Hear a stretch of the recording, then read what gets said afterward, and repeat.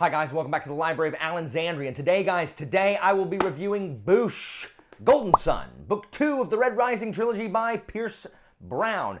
I am way behind in having filmed this review because I finished this book back in March, and I've even had a live show discussing it with Joanna and Charmaine and Vish, and that was super fun, but I wanted to get my kind of like narrowed focus thoughts down on video about this second book. Now, I've already read Morningstar and I've already finished the trilogy, but that shouldn't really color the way I feel about Morningstar. As usual, when discussing the second book in a series, I will probably be spoiling, well, I'll definitely be spoiling the first book. So if you haven't read Red Rising, just be warned that I'll be spoiling, you know, kind of the end of that book in order to talk about the situation in this book. So, Golden Son begins 2 years later. They are at the academy, I think, instead of the institute. It's weird. They go from one school to another, but this school is like real life military training where they learn how to fly spaceships and do space battles, and they do kind of mock battles. The opening chapters can remind me kind of like the chapters of Ender's Game, where they're practicing that kind of thing. And just from the start, this book is so different than Red Rising. It just feels so different. Red Rising doesn't really even feel like it's sci-fi. Doesn't really feel like you're in space. There's like not even one spaceship in Red Rising, and there's so many spaceships. There is much spaceships in Golden Son, just from the frickin' beginning. So even from the start, it feels like a completely different book. But what I do like about Golden Son is that it deals with a lot of the same themes that Red Rising deals with, and then Morningstar deals with that as well. So I like that Pierce Brown is kind of exploring these same thematic elements, even though the situation and circumstances have changed. So Darrow, as you remember, at the end of the first book, he agreed to work for, shocking to everybody, he agreed to work for Nero Au Augustus. And so he's 2 years into that training, and even at the very beginning, he is kind of on his way out. He's kind of in the bad graces of Nero. And that was kind of disappointing because, like, one of the things that I was looking forward to was seeing more of Nero, which you get later in the book. But at the beginning, I wanted to see more of Nero, and so I was kind of disappointed that, all right, well, I guess that thread got resolved off camera. But even from the very beginning, we see that the Golds are willing to sacrifice as many people as it takes. The Gold have so much power that they view people as mere statistics, mere chess pieces to be sacrificed away for their goal. It doesn't matter how many people that it takes to sacrifice. From no matter how petty the goal, they will sacrifice anybody and everybody to achieve their ends. And there are just so many characters to hate, like, just off the bat, and it's just, ugh, I just hate everybody. And really, the first several chapters are actually really surprising, with a lot of kind of twists and turns, to where really for the first 100 pages, it kind of took me to get my sea legs, to kind of acclimate to really what's going on. For the first 100 pages or so, it's very hard for me to tell what this book is about. Like, Darrow is just so alone and kind of so isolated because of all the events of the last book and what's happened in the last 2 years. And so it's hard really to tell whose side Darrow is on. Like, is he on the side of the Reds and Ares? Is he on the sides of the Gold? Is he on the side of Nero or the Jackal or Mustang? Or, like, it's super hard to figure out whose side he's on. And each chapter, the kind of like, Darrow's gonna be, this is gonna be his goal of this book. And oh no, next, oh, something happened, reversal. Just kidding, this is gonna be the goal of this book. Oh, just kidding, this is gonna be the goal of this book. And so for the first 100 pages, I'm just kind of like, can't breathe, breakneck pace, just going. And this is something about the Red Rising books that is really my experience for all three of the books that I've read, that you can either really like or not like, just depending on your personal taste. For me, it seems very much like Pierce Brown is just like, this is what's going to happen, and he just puts it down on paper and just leaves it behind and never looks back. Because it is just so unrelentingly fast that there's barely time to breathe, and there's all these big events, like where some people would save some of these twists and turns, like space them out over the course of the trilogy.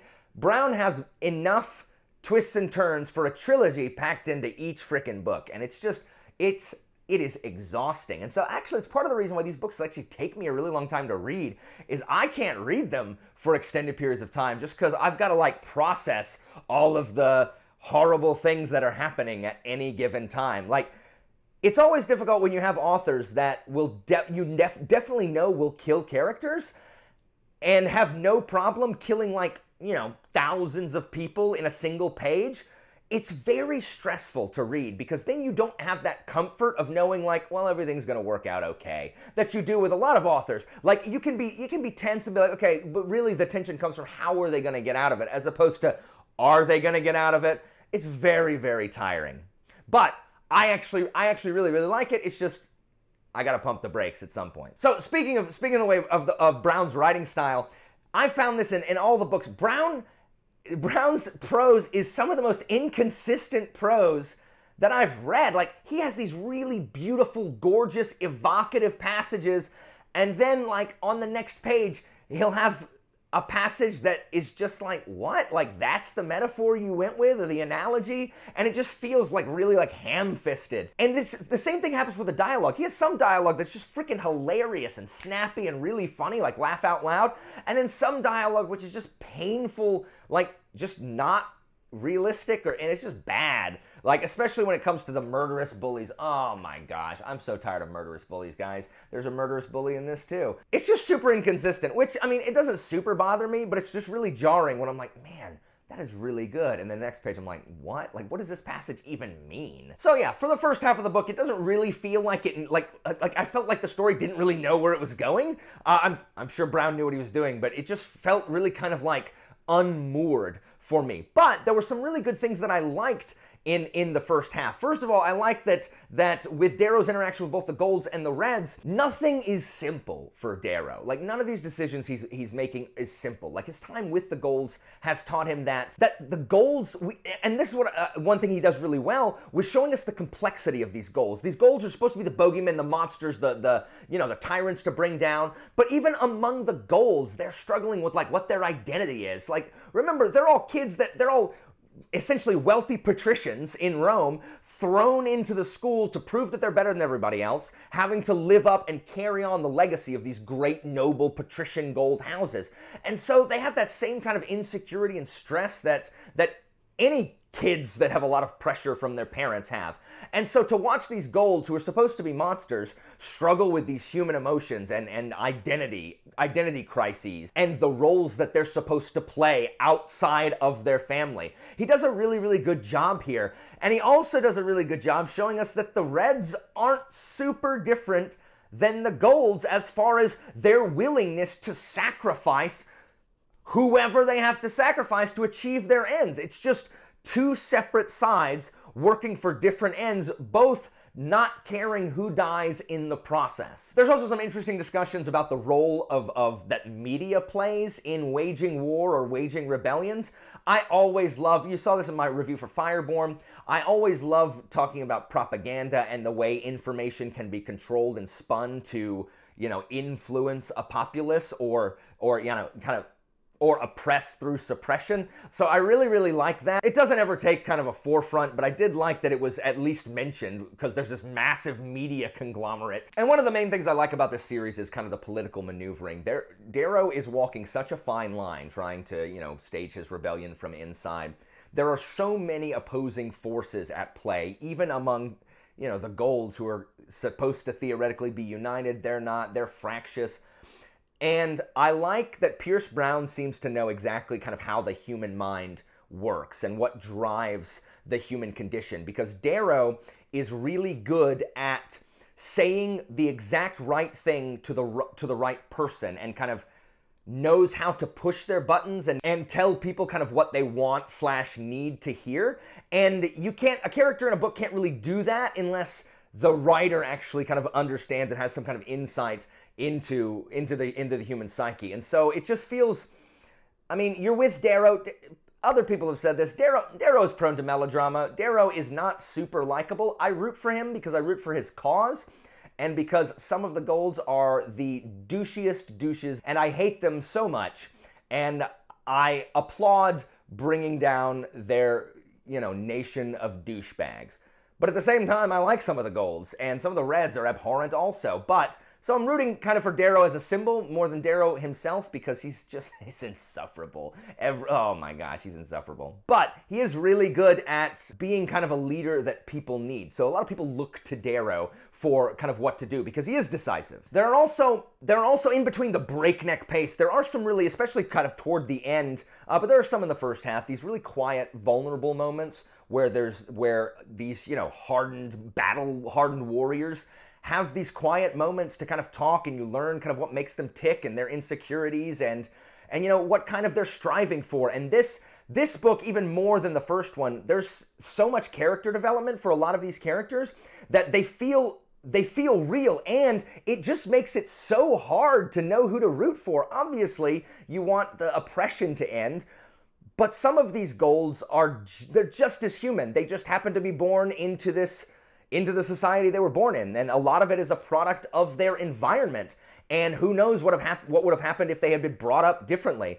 But you really get to feel for some of these characters, even some of the abhorrent characters that you don't like. You even kind of learn what makes Nero tick, and Nero's the worst. And speaking of Nero, Nero may be the most interesting character in this book for me, because Nero, the way Nero's written, I love what Brown has done with Nero and kind of the exploration of how Darrow is any different than Nero, because he's constantly being compared to Nero with his ruthlessness of accomplishing his task. Remember, Darrow has to fit in, and so he just does what needs to be done, and so this comparison is being drawn with Nero. And we just kind of learn about the lengths that Nero will go. Nero is so fascinating in that he is amorality personified. He doesn't believe in moral at all. He has no morals. He doesn't have good morals, he doesn't have bad morals, he has none. He has no scruples. The only thing, and this is Pierce Brown's continuous study of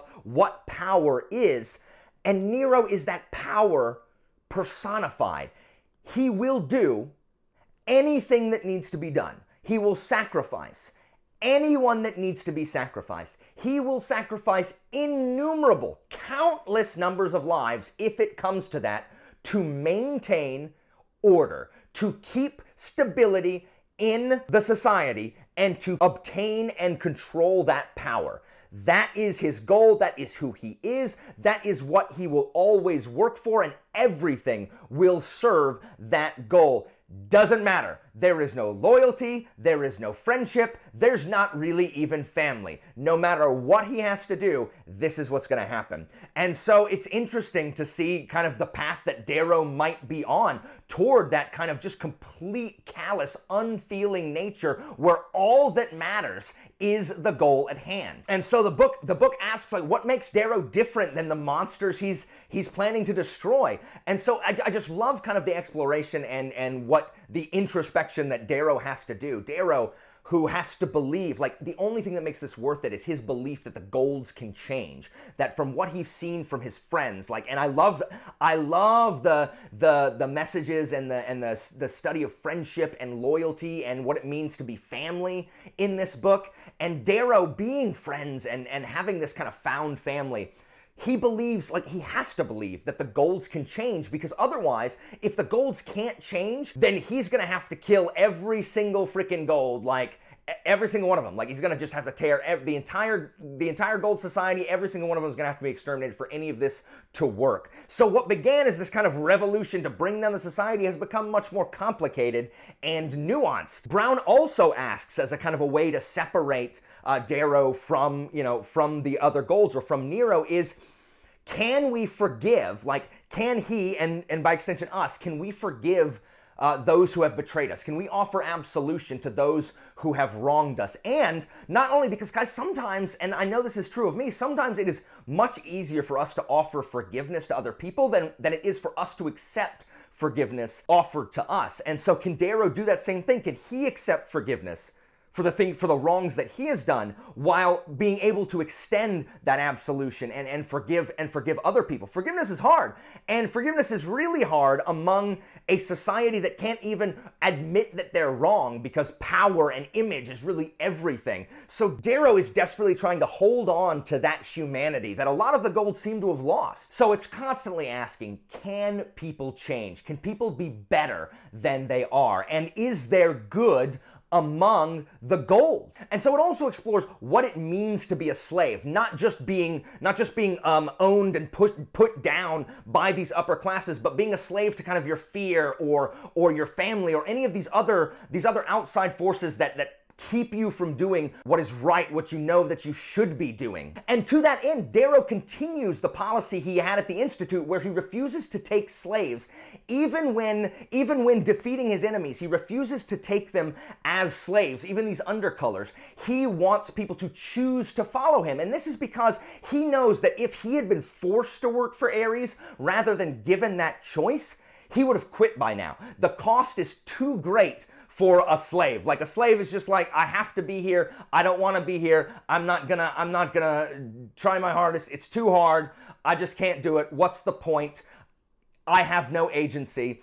But a free man, Darrow as a free man has been able to make that choice, and so it means more for him to succeed. And so he wants to separate himself, again, from Nero and the other Golds by never taking slaves, by inspiring them to follow him. Obviously, there's a bunch of Greek and Roman references, which I like. There's some new characters in this one, especially one who is just like, is amazing. Like, talks in all caps. It's like Death from Terry Pratchett. Talks in all caps. Well, I guess he didn't talk in all caps, but he talks in like bold font. He goes, "Hello, Godchild. Will you take the stain, Godchild?" I love Ragnar. He's freaking awesome. But Darrow also continues to just ask himself what makes a monster. It's very Hunchback of Notre Dame. What makes a monster and what makes a man? What makes a monster and what makes a man? Are the Golds born this way, or what creates kind of this monstrous way that they act? Not just among the Golds, but among the Obsidians as well. Because the Golds are the pinnacle of human perfection. They have the pinnacle, the highest, they are the paragons of all human ability, accomplishment, and virtue, except for empathy. The Golds lack any ability to empathize with anyone lesser than them. And to that end, it also explores, the very concept of villainy, and what we think are monsters, might just be petty men making petty decisions that just happen to affect a bunch of people's lives. They're not evil, they're not monsters, they're just greedy little selfish men making greedy little selfish choices. And it just kind of ruins other people's lives, and they don't even notice. And also, just the way the society is makes it to where really no one's a villain, because everyone, the bureaucracy of the way they oppress the lower colors is to such to where everyone has a hand in it. Everyone has a job. It's this person's job to kill them. It's this person's job to put them in the incinerator. It's this person's job to eject them into space. It's this person's job to document the uprising. It's this person's job to report it to his superiors. And there's so much blame spread around that it can't really be pinned on anybody else. And so the society is just kind of rotting from the inside. It's just this inhuman bureaucracy that was once, remember, the Golds were in charge because they were supposed to save the human race. They were supposed to continue and guide and lead the human race. And all they've done is just kind of break it down in this kind of megalomaniacal tyranny. So there's a lot of a similar language. What I really liked in this is I noticed that Brown uses a lot of similar language to describe Darrow and Darrow's actions as Homer uses to describe Achilles. And so Achilles is always just this kind of divisive figure, because the ancient Greeks, and the Golds as well, they hold Achilles up as the greatest warrior, big emotion, big combat, big just everything big, and glory, and kleos, which is the Greek word for glory, and that's what everything's for. Is you go out and you kill and you earn glory. That's why you drag the armor of your fallen enemy back home. But it also wisely asks, was Homer holding up Achilles as a pinnacle of kind of Greek manliness, or is Achilles a cautionary tale? Because Achilles' rage, Achilles' just unthinking anger caused the death of countless of his allies. And so we see some of that similar language, and I know because Brown, Brown is a student of classics. I know for a fact that he had to have done this on purpose, and it's just really, really good. So to wrap it up, there are action scenes galore. There are so many good action scenes, incredible. There is one just extended action scene that is just freaking awesome. Like, these action scenes, they just fly. I think he's really good at writing them. It feels very like on the ground, like quick cutting back and forth. It's really, really good. I really, really, really enjoyed this book. And when you finish it, you're probably going to want to pick up Morningstar almost immediately because, ooh, okay, good luck just putting it down. So, on the Kingfin approval system, I give this book a superb minus. It just takes me 100 pages to get in, but it was still very, very, very good. Because out of 5 stars, I give this book 5 stars, just barely eked there into 5 stars because it is really, really good. It's like, even any problems I have with it, like the stuff that's happening is so exciting, like I am glued. It's very similar. These books feel very similar to kind of the Poppy War books for me, where I love them and they're kind of breakneck pace and all these awesome things are happening, but there's just something that kind of prevents them from becoming like new favorites for me. And I don't know what it is, but I still really, really enjoy them. Just like that, it's actually very similar. I feel very, very similar to the Poppy War, which is, like, fun fact, Pierce Brown and R.F. Kuang have the exact same literary agent, so maybe that has something to do with it. Anyway, guys, that is it for me today. As always, information about my Discord and my Patreon is down there in the description, and I'll see you next time, guys.